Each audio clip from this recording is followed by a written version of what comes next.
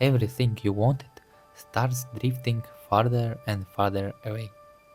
And what truly scares you isn't the cold or the noise around you, it's the realization how fast you can fall the moment you stop fighting that voice.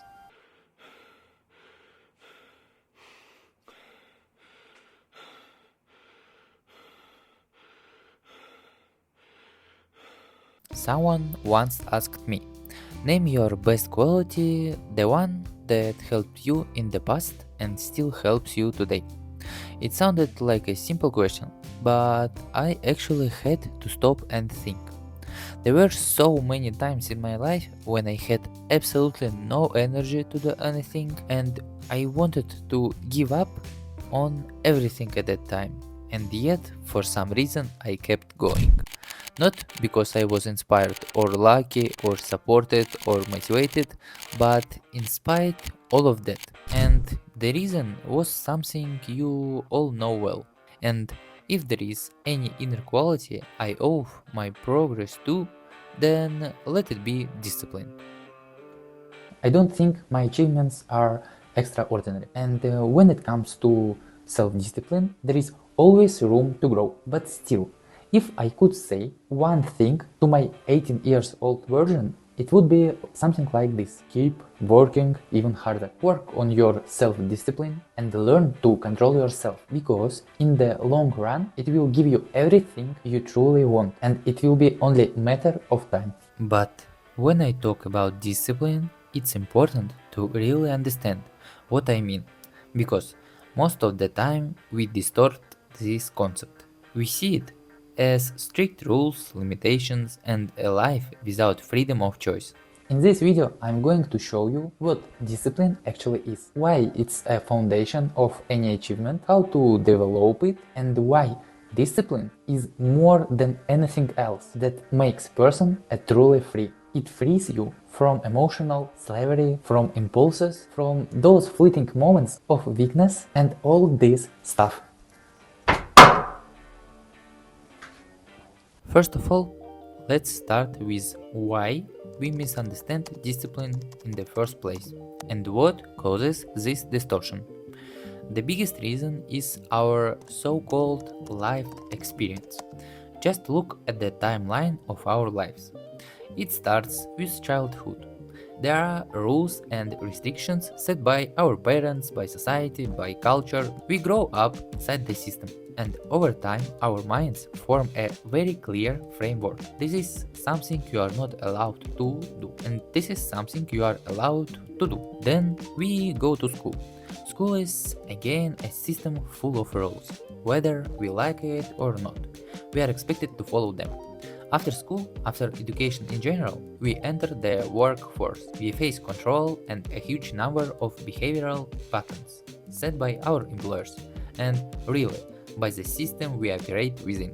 All of this is what over time subconsciously becomes associated with the idea of discipline. External restrictions, boundaries, rules. This is allowed, this is not. And we start to think, if I follow all of this, then I'm a disciplined person. That's how our mindset gradually develops.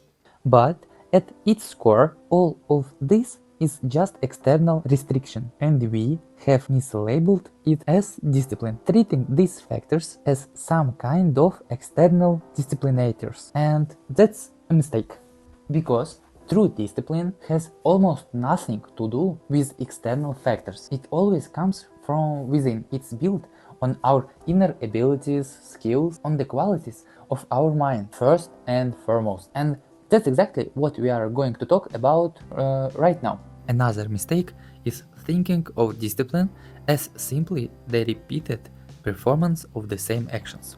Yes, repetition is one sign of discipline, but it's not the most important one. Think about it. The same logic applies to bad habits, scrolling through social media for hours, breaking your diet over and over. That's also repeated actions, but no one would call that a discipline. So then you might say, okay, maybe discipline is the repetition of difficult actions, like forcing yourself to go to the gym. But then I'd ask, is it really so difficult? In my opinion, a workout might feel tough for someone who is not used to training, but for a professional athlete, an hour-long training session might be enjoyable and not particularly hard at all. So the idea of difficult actions doesn't really define discipline either. For example, people often tell me that I'm a very disciplined person when it comes to sports, and honestly, that always sounds a bit strange to me, because even though I'm no longer a professional athlete, training still brings me a huge amount of joy. I work out simply because I like it. It helps me unwind and clear my mind. So, what's discipline then? And what's the difference between discipline and a habit? The difference lies in the mental effort. And what does the mental effort mean? Let's break this down. First of all, discipline is directly connected to the process of making decisions. Simply put, we call someone disciplined when they keep doing certain things over and over, whether they feel like it or not. And taking actions is always the result of a decision made by the mind, choosing to do something instead of resting, slacking off, or giving into comfort. I think it will be clearer if we look at the decision making process itself. What is it? What's actually happening in our head? Inside our mind, there is a constant battle between emotion and reason. This battle unfolds every time we make a decision, even the smallest one. Usually it looks like this: go to the gym or be lazy, eat something sweet or hold back, tackle a difficult task or postpone it again. The subject of this inner conflict is simple. Do I take the small, quick pleasure right now, or do I aim for the long term satisfaction, the high quality dopamine that brings lasting fulfillment later on? The ability to choose long term, high quality dopamine over instant gratification is what we call the delayed gratification effect. By repeatedly postponing immediate pleasure, we start to get results. Those results accumulate, and over time they lead to big achievements. Achievements that are simply impossible without this compounding effect. So, discipline is nothing more than the expression of our mind's strengths, the process of training that strengths, and ultimately the ability to achieve delayed gratification.